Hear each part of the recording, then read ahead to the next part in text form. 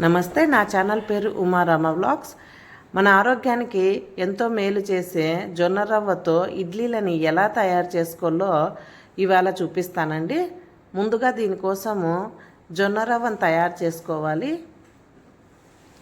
ఈ జొన్న రవ్వని ఎలా తయారు చేసుకోవాలో కూడా ఇవాళ చూపిస్తానండి. దీనికోసం ఒక గిన్నెను తీసుకొని ఇందులోకి 3 గ్లాసుల జొన్నలను తీసుకొని ఇవంతా బాగా వాష్ చేసుకున్న తర్వాత ఒక 6 గంటలు నానబెట్టుకోవాలండి. ఇలా నానిన తర్వాత ఒక చిల్లులు గిన్నెలోకి వేసి ఈ వాటర్ అంతా పోయే వరకు పెట్టుకోవాలి. ఇప్పుడు ఒక కాటన్ క్లాత్ని తీసుకొని ఫ్యాన్ గాలి కింద అయినా సరే ఎండలో అయినా సరే ఆరబెట్టుకోండి. ఇదంతా ఒక 6-7 గంటలు బాగా ఆరనివ్వాలండి. ఇది జొన్న రవ్వని మనం ఒకసారి చేసి స్టోరేజ్ పెట్టుకుంటే మనం ఒక నెల వరకు వాడుకోవచ్చండి. ఈ తడి లేకోకుండా ఆరనిచ్చుకోవాలి. ఇప్పుడు మనం ఒక మిక్సీ జార్ని తీసుకొని కొన్ని జొన్నలని ఇలా యాడ్ చేసుకుంటూ బరకగా మిక్సీ చేసుకోవాలండి. పల్స్ ఇచ్చుకుంటూ చేసుకోండి, అప్పుడే మనకి రవ్వ తయారవుతుంది. లేదంటే పిండిగానే అవుతుంది. ఇక్కడ చూపిస్తున్న విధంగా మొత్తము రవ్వని తయారు చేసుకున్న తర్వాత ఇప్పుడు మనం ఒక జల్లెడని తీసుకొని ఈ రవ్వని జల్లెడ పట్టుకోవాలి. దీంట్లో నుంచి పిండిని సపరేట్ చేసుకోవాలి. ఈ పిండితో మనము జొన్న జావ చేసుకోవచ్చు, అలాగే రొట్టెలను కూడా చేసుకోవచ్చు.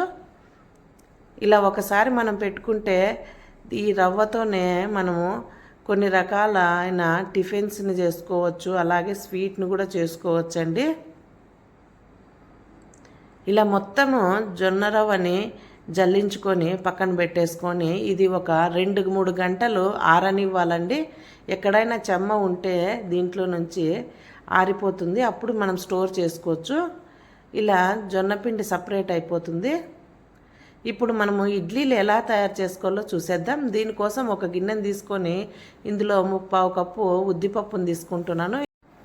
ఇది పొట్టు ఉద్దిపప్పు ఉండేటట్లా చూసుకోండి, అప్పుడే మన హెల్త్కి చాలా మంచిది. ఇలా ఉద్దిపప్పునంతా బాగా ఫైన్గా మిక్సీ చేసుకోవాలండి, అప్పుడే ఇడ్లీలు స్మూత్గా ఉంటుంది. ఇప్పుడు రవ్వను కూడా నానబెట్టుకోవాలి. ఇక్కడ 1 గ్లాసు రవ్వను తీసుకుంటున్నానండి.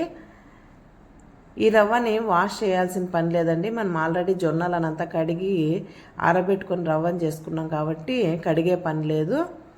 ఇప్పుడు ఈ జొన్న రవ్వలేకే మనం ముందుగా మిక్సీ చేసి పెట్టుకున్నాం కదండి ఉద్దిపప్పుని, ఇందులోకి యాడ్ చేయాలి. ఇదంతా బాగా మిక్స్ చేసుకోవాలి, ఎక్కడా కూడా ఉంటలు లేకుండా బాగా మిక్స్ చేసుకొని ఇది ఓవర్ నైట్ అలా వదిలేయాలండి. అప్పుడు మనకి బాగా పులుస్తుంది పిండి, ఇక్కడ చూపిస్తున్న విధంగా. ఇప్పుడు ఇందులోకే ఒక 1/2 టీ స్పూను సాల్ట్, అలాగే ఒక 1/2 స్పూను వంట సోడాను కూడా ఇందులోకి యాడ్ చేసుకోవాలి.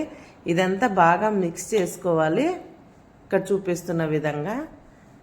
ఇలా బాగా మిక్స్ చేసుకున్న తర్వాత ఇడ్లీ ప్లేటుని తీసుకొని దీంట్లో 1 స్పూను నెయ్యి కానీ లేదంటే నూనెను కానీ తీసుకొని ఇలా బాగా అప్లై చేసిన తర్వాత మనం ముందుగా బాగా మిక్స్ చేసుకున్న ఇడ్లీ పిండిని ఇందులోకి యాడ్ చేసుకోవడము. అలాగే ఇడ్లీ ప్లేట్లన్నీ తీసుకొని కుక్కర్లో పెట్టుకొని ఒక 15 నుంచి 20 నిమిషాల్లో లో టు మీడియం ఫ్లేమ్లో పెట్టి బాగా కుక్ చేసుకోవాలండి, అప్పుడే ఈ రవ్వ అనేది బాగా ఉడుకుతుంది. అంతేనండి, మన ఇడ్లీలు రెడీ అయిపోయినాయి. ఇప్పుడు ఈ ఇడ్లీలోకి మనము కారం పొడిని యాడ్ చేసి కొంచెం నెయ్యి అలాగే సాంబార్తో తింటే చాలా టేస్టీగా ఉంటాయండి. మీరు కూడా ఇలా ఒకసారి ట్రై చేసి చూడండి. ఇలాంటి మరిన్ని హెల్తీ రెసిపీస్ కోసం మన ఛానల్లో కామెంట్ చేయండి, అలాగే లైక్ చేయండి, షేర్ చేయండి, సబ్స్క్రైబ్ చేయండి. చాలామంది వీడియోస్ చూస్తున్నారు కానీ సబ్స్క్రైబ్ చేయటం లేదండి. Thank you for watching.